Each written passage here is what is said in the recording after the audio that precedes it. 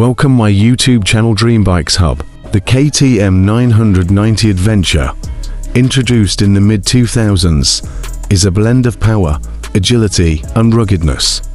With its 999cc V-twin engine, it's built to tackle both on-road and off-road challenges.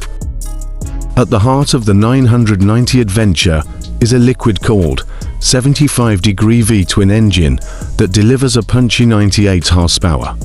It's designed for reliability and performance, whether you're cruising on highways or conquering rough trails.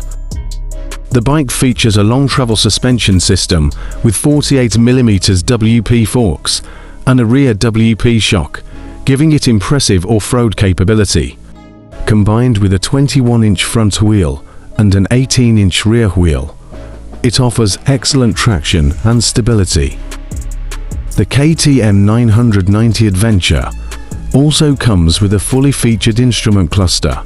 It includes a speedometer, tachometer, and essential readouts like fuel level and trip information, making it easy to keep track of your journey.